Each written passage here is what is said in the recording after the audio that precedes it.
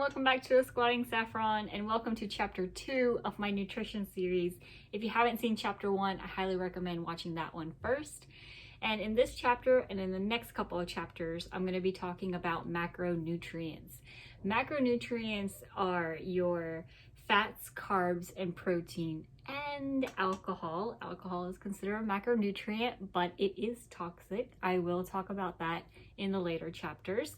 But for today, I'm going to start off with carbs. And before I get started, make sure you hit that like button and hit that notification bell so you can be updated on my new videos in this nutrition series, and follow me on my Instagram, Squatting Saffron. When I talk about macronutrients, I'm going to talk about all the functions and the purpose it serves, and I'm also going to talk about the content of them. So how many calories per gram are in there.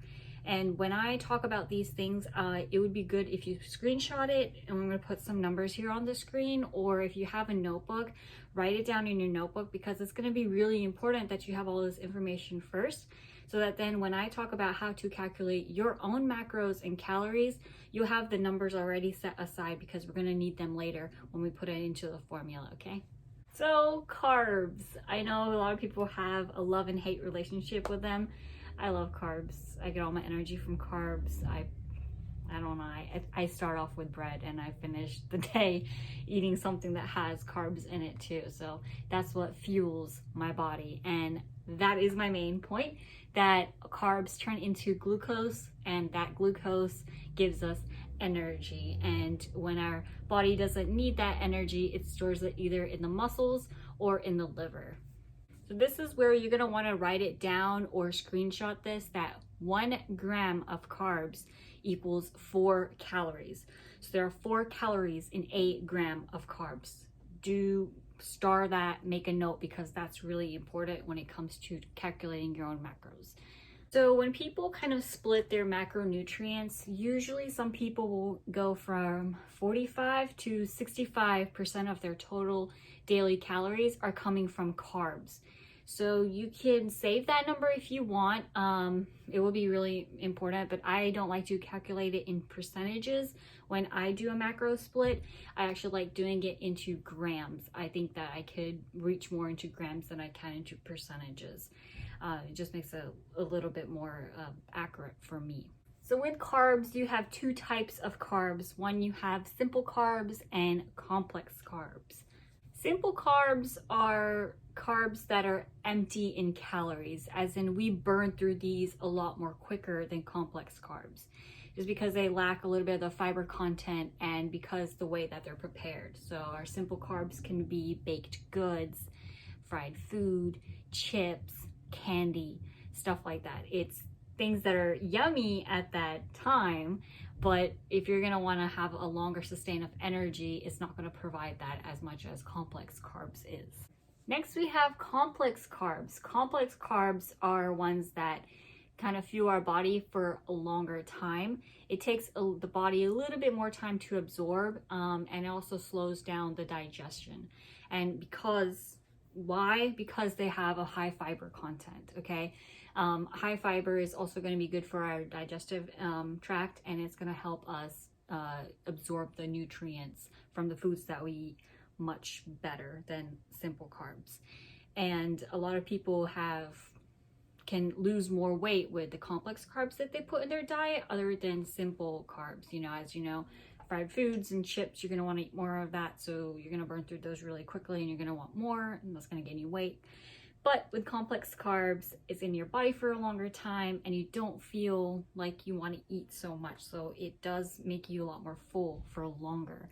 And this includes like broccoli, brown rice, wheat bread, pastas, stuff like that. So a lot of people who are concerned about their meal timings and the types of food that they should have throughout the day, which I feel like can make a big difference too.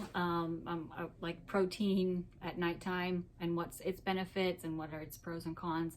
I will talk about that in a later chapter in protein.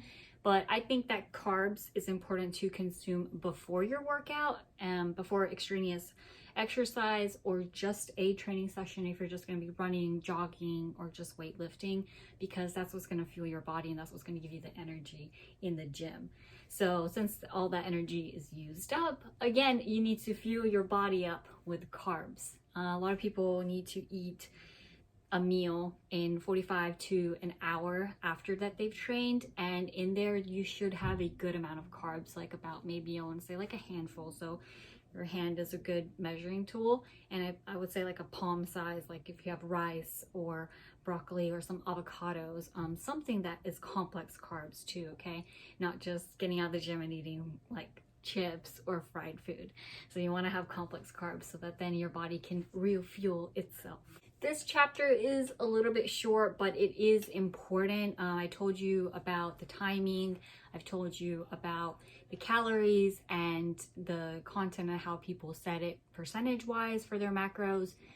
I really want to say this, and I want to end this by saying that do not skip out on carbs. Don't eliminate them from your diet. You get a lot of energy from it. Eating one piece of bread isn't really going to make it end of the day. It's not a life or death thing, you know, like you can have carbs. I would say you have carbs, but I think it's really difficult for people to know what kinds of carbs that they should have.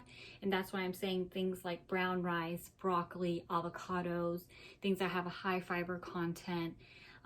These are going to be your good carbs that you can have and you won't gain weight. But I would say try to limit yourself from the simple carbs, which is like fried food and chips and sweets and stuff like that. So I know that carbs can be really hard these days for a lot of people to consume, because there's a lot of people that are intolerant to carbs and they are sensitive to gluten, and they also may have celiac disease. So if you do, and if you are a person who is in this particular group, I would say opt for those gluten-free foods. There's a lot of them out there in the market nowadays. I really highly recommend reaching for those.